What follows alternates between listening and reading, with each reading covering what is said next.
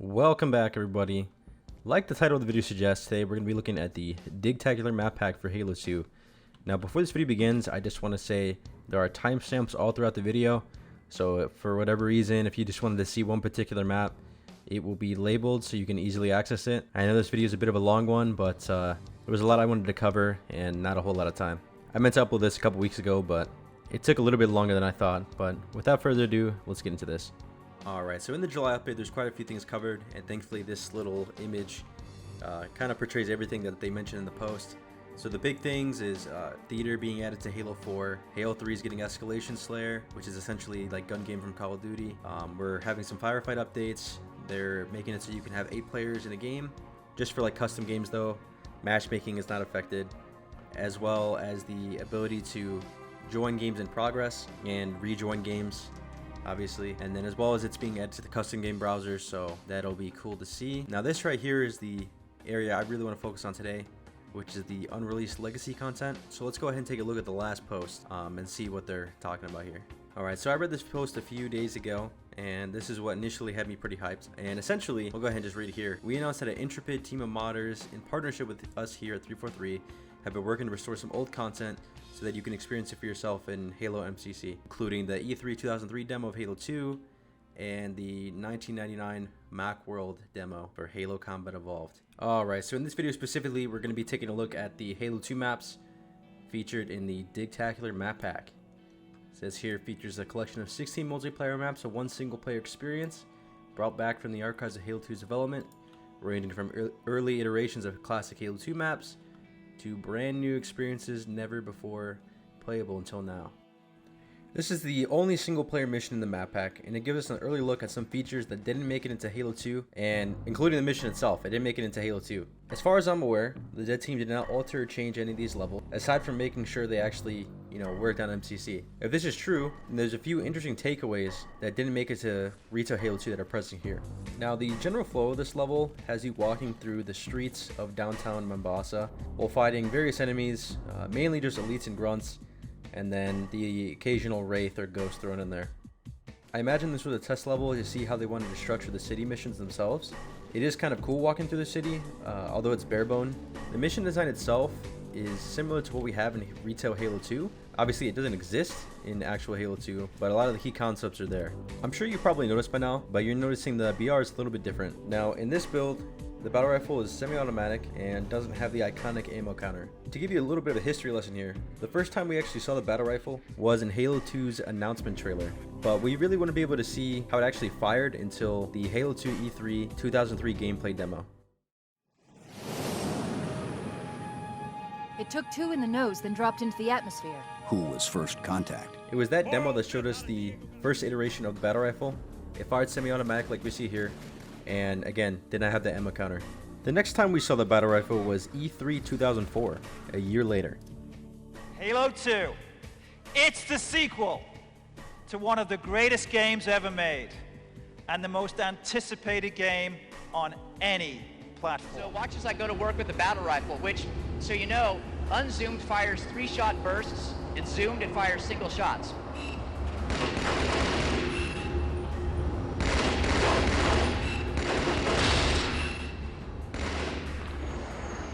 Like Joseph Staten mentions here, the battle rifle in this build of Halo 2 features both burst fire and semi-automatic. Now obviously as Fate had it, Bungie decided to go with just the burst fire, and would later experiment with semi-auto with DMR. Since Halo 2, every game's battle rifle has been a 3-shot burst.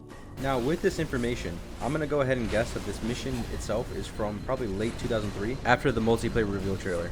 A few other things to take away from this is the reload and melee animations being different. As you can see with the SMG, and then you'll see the battle rifle here, they have like really long animations for kind of no reason. They are kind of cool to look at, but they are very drawn out to say the least. It's only limited to the SMG, the battle rifle, and the sniper. I found rockets on the map. They don't have any different melee animations or anything, so very interesting. Then when it comes to reload animations, there's some few different ones. On the SMG, you still have the normal reload, except they add this animation of you pulling the bolt back. Same thing with the sniper.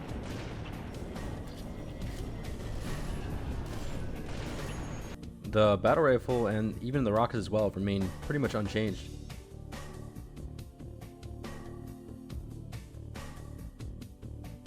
I didn't notice any differences with the Covenant weapons. They all pretty much behave the same. No extra animations. That brings us to the last couple things I want to talk about, being that there's some unique little objects on this. So you can see these shields. I don't recall ever seeing them in Halo 2, to be honest with you, but they're kind of cool to look at. That green one has a bunch of numbers, if you can see that, like zeros and ones. Purple one here really doesn't have too much going on with it. I'm not really sure why they decided to scrap these, but pretty interesting nonetheless. This is my favorite one out of the bunch, the good old Frank Taco sign. You might remember this little fish guy or whale, whatever you want to call it, from Halo 3, because that was the first one he technically appeared in. But I guess technically he existed before that in Halo 2. The last thing I want to mention here about this little campaign level is that you can actually drive the little civilian cars that are on the map. Now these are just decoys, these are literally just warthogs in disguise, but I guess they were toying around with the idea of you being able to drive them. Now we all kind of know that Halo 2 had a lot of scrapped content, including like campaign missions, so I'm not surprised we don't see this one. But to be fair, I'm surprised that this didn't get finished, considering that a lot of the work is already done. I mean, you can see that the Marine kind of just glitched in there, but all they had to do was just add some custom audio and then kind of fix a few things, and I mean, it's good to go. These cars are still in Halo 2, it's just you can't drive them at all. We'll just add to the list of things that were cut from the game, I guess. With that being said though, that's the campaign level we're done with. Now let's focus on these multiplayer maps.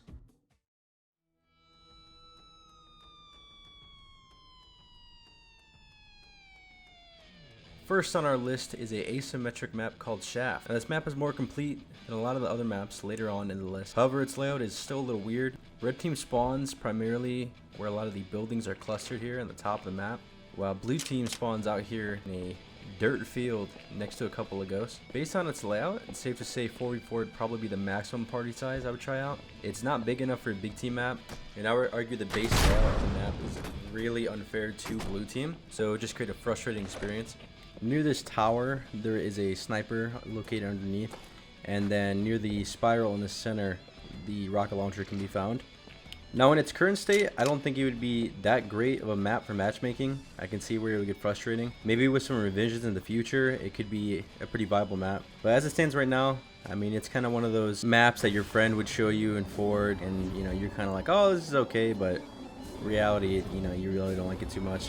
The thing we have to remember is that these maps are not finished. They were not meant to be seen by the public, and who knows, somebody could improve the layout of this map and actually make it a pretty decent map, but only time will tell. As it stands right now, this map could use a little love.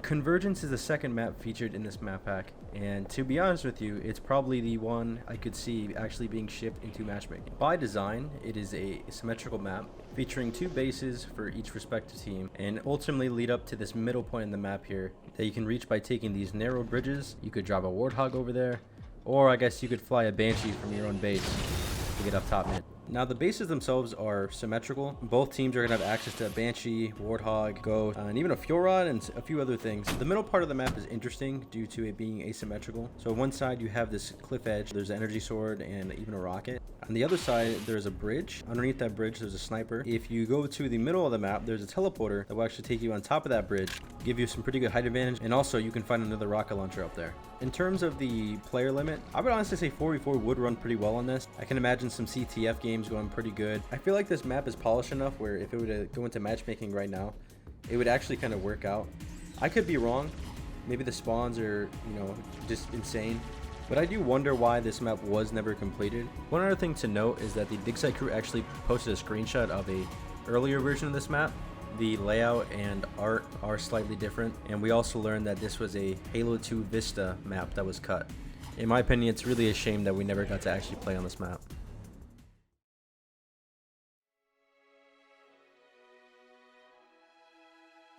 Alright, so this is Anchor Point here. If you played Halo 2's campaign before, you'll kind of recognize this environment. This gas planet is the first mission you get to play as the Arbiter on. All these little floating structures are just connected by these bridges here.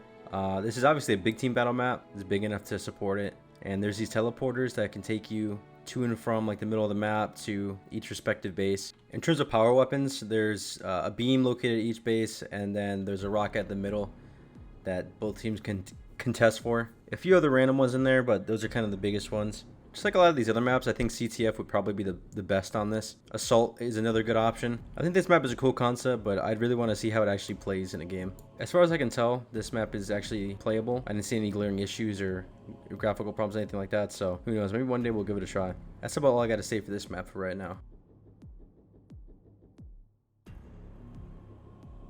We're taking a look at Rodentia, however you pronounce it, Rodentia, which is a remake of Rat Race from Halo 1. Now, Rat Race is kind of an okay map in my opinion. Not the greatest, not the worst. I've had fun with it, you know, in the past.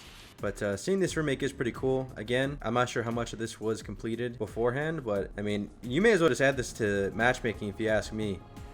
And there's it has the same basic layout. Some things are different, like these little glass windows here. I'll go ahead and show you some of the reworks they've done with it. In Halo 1, this leads up to like a little cave with a teleporter, but in this version, you can actually go outside. Very interesting, right? You can go outside. There's not really too much out here. There's a battle rifle. The teleporter concept is still there. Same thing with over here where the camo is in Halo 1. You can drop down here, and the camo is still here. Another thing I want to mention, I really like the lighting on this map, and the aesthetic of the map slightly changing. We have these cool spinning rods that are kind of on the ground at random points in the map. That's about all I got to say for Rodentia. Obviously, it's a very complete map. Hopefully, this gets added to matchmaking for console players as well, but I guess time will tell. On to the next map.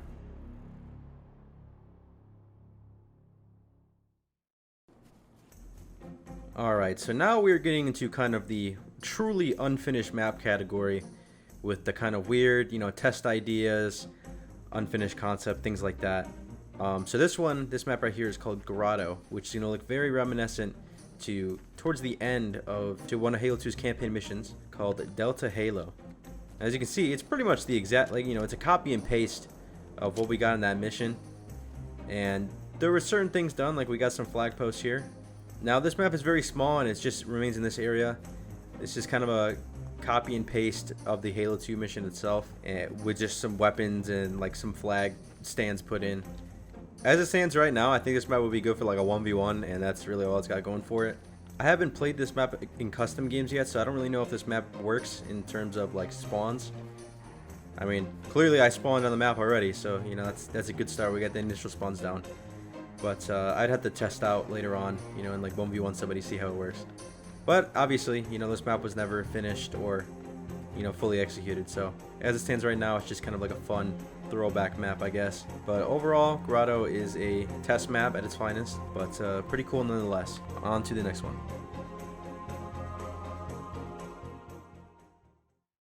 The next map we have is called Forerunner Sample. It takes place on this nice little beach here. There's a base on each side of the map, and there is a bridge in the middle. Each base also has these silenced SMGs. Unlike the normal Halo 2 variant, which is pretty garbage, the silenced SMG is actually very strong. Underneath the bridge, there is a rocket launcher.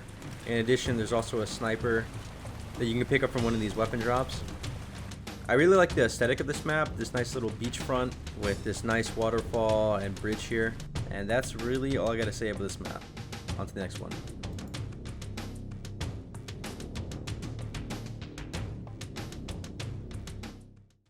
This map is called Earth City Sample, and like the name suggests, it is a sample of, I assume it's a sample what Bungie wanted the Earth missions to look and feel like. I'll go ahead and play some of the audio here just so you can hear it.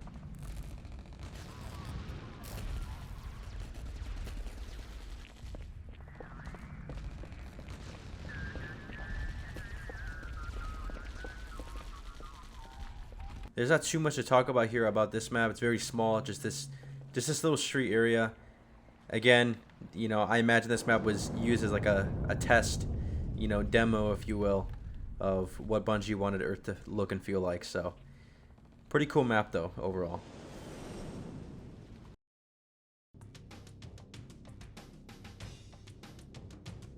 Alright, so next on our little list we have Prisoner from Halo 1. In this game, it is called Convict though.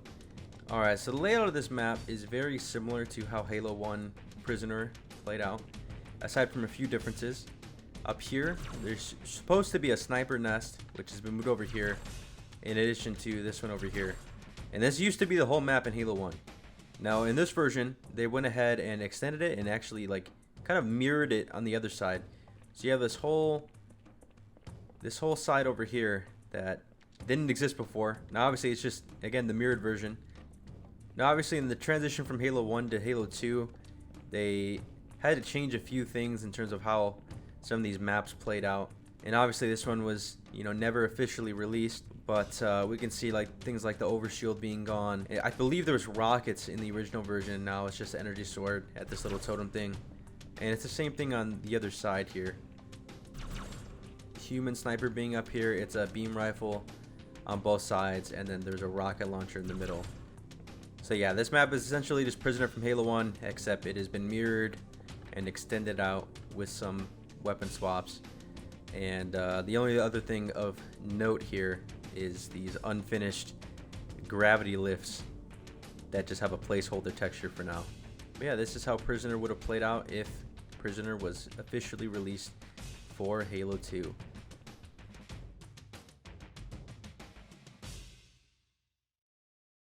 Alright, so this next group of maps is the 2003 maps. So what we got right here is good old Waterworks. Now, as you can see, a lot of this stuff is a very early version of Waterworks from supposedly 2003. I'm not really sure what this is supposed to represent here.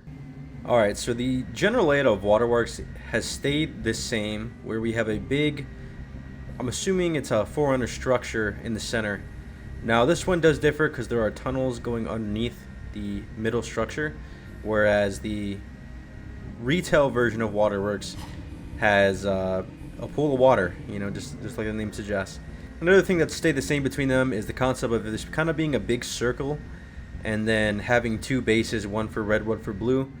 Now obviously in the final version of Waterworks there's a lot more going on in these side areas here, but in the 2003 version we have, for some reason, a Halo 1 medkit, and then on this side of the map we have a sniper, and on the other side there's a Banshee sitting up top there. Now obviously this is a very basic, you know, prototype version of Waterworks, but it still is interesting to see the creative process between, you know, this map and then what we got in retail. You know, essentially how much it differs and is also similar at the same time. One of the other things that are on this map is the mongoose. Now I'm not sure if this was something the dig site discovery crew added in after. I can't imagine why they would do it, but either way this thing is pretty cool to see. Now it just has the default, you know, stock audio for a Warthog, and it handles like a Warthog as well. It is different from the Halo 3 version, although a lot of the main elements are still there obviously. But pretty cool to see. But that's about all I got for Waterworks 2003. There isn't too much going on with most of these maps coming up, so I'll try to keep it short and sweet because this video is going on long enough here.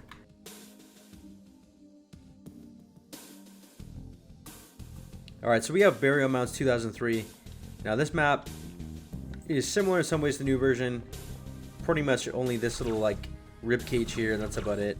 There's these weird little smoke pillars that have a little bit of glow to them. At first they kind of look like a gravity lift, but if you actually hop on it, teleports you. Pretty cool. Again, this map was just kind of like I assume like a proof of concept, you know, trying to get the general layout because this is a very early version. You can just walk through rocks like that. The final version of Burial Mounds is a lot bigger than this. What you're seeing here is pretty much the entire map in this early, you know, prototype version of the map. But yeah, not too much going on here, so we're gonna go ahead and skip to the next one.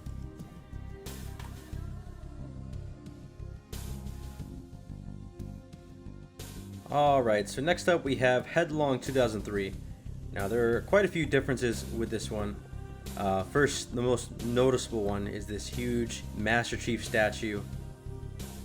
Kind of wish this ended up being in the game, to be honest with you. It is pretty cool. Again, super basic textures, nothing too crazy. Alien Ministry, registration, and naturalization. Now this version of Headlong is vastly different from, again, retail. We have all these little interesting decals that I've never actually seen in Halo 2. Even this one right here, Ivory Towers. Got Apollo's Coffee and Snacks, Blue Sahara. And just like with that campaign level, you can drive these little cars around.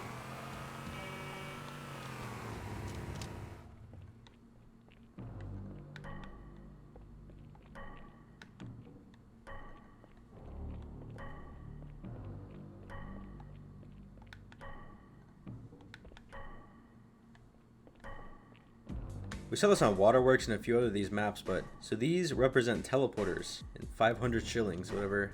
Okay, pretty cool. So these are actually functional. Some of these don't work.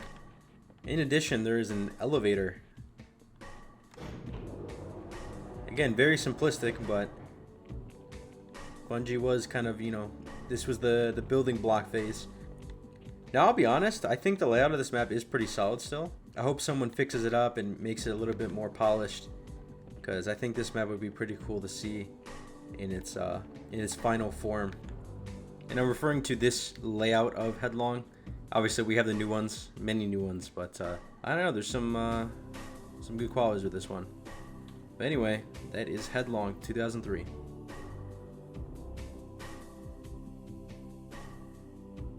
All right, next up on the list here is Ascension 2003. Now, for any keen observer here, you're gonna notice this map is essentially the exact same as the retail version that we do have currently. The only differences I noticed is the rocket drop down is very different. The concept is still there. You still have the teleporter and the rocket. It's just this is a little bit more basic and extended out, I guess. And then same thing with this little sniper area over here. Very it's missing the whole like landing part, similar to the rockets where you would stand. Like most of these maps, a lot of the maps lack textures, which makes sense considering these are early builds. Ascension in 2003 is essentially the same that we got in 2004. There's not too many changes.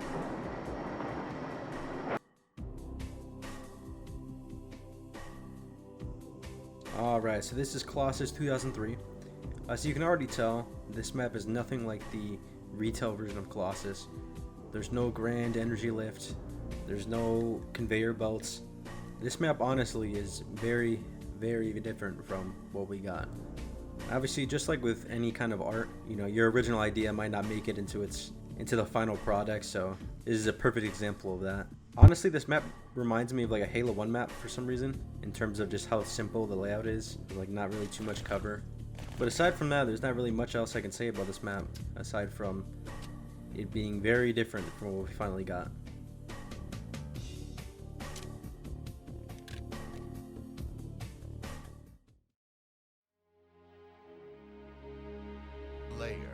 Alright, so if you've played any classic Halo title before, then you're for sure gonna know Lockout. It's a fan favorite map, it's asymmetrical, it has definite power positions. The main power weapons include a sniper, an energy sword, and a shotgun. Now the base layout of this map is generally the same as what we got in the final version, except we're actually missing the entire elbow connection from sniper tower to the energy lift. Instead, over at the bottom lift area, there is a teleporter that can take you to bottom snipe tower. Now if you played this map before, you know you kind of want to hold, you know, BR tower / the sniper tower. So I can imagine with this early iteration, they realized that the teleporter concept was not going to work because it just ends up being super campy. And even in the retail one, when you get stuck at that bottom energy lift tower, it's just not a good time. It's very hard to break out of it unless you have a good team shot going, and then you can regain those power positions. You don't have to be a dev though to understand that somebody camping one side of the portal does not make for a fun gameplay loop. So instead of the teleporters, having that elbow walkway is a lot more fair. It allows you to escape from bottom lift area. However, you have to deal with the danger of being exposed as you're walking through, versus a teleporter where someone could just sit on the other side and then proceed to shotgun you as soon as you come through. It just makes it into a camp fest. The other major change is BR tower. The back is a little odd. Normally there's ramps leading from the library, in addition from BR2 to BR3. But in this version, there only is a ladder to finally sit on top of BR3. I'm very glad that Lockout got some additional walkways and different ways to traverse the map, because this early version, again, I think would be a little too campy. More so than Lockout already is.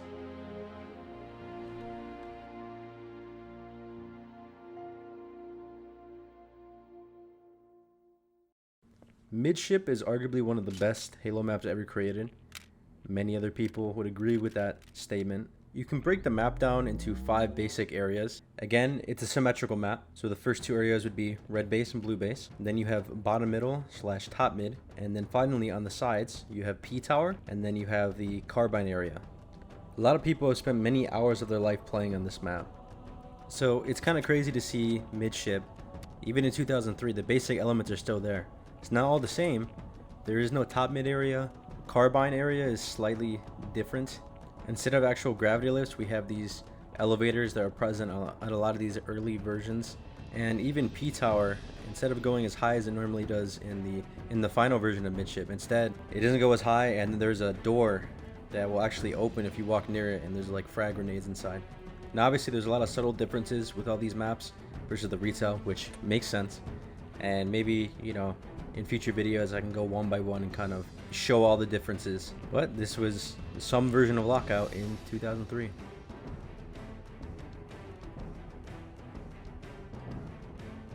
And finally, we are at our last map in this map pack.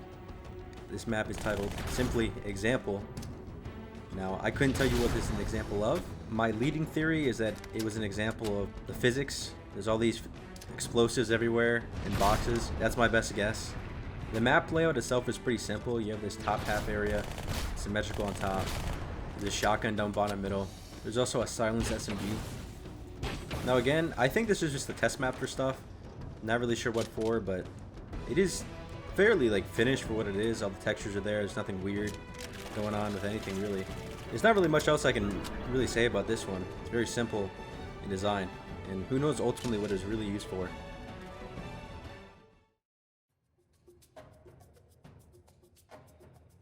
And that, my friends, is the Digtacular Map Pack.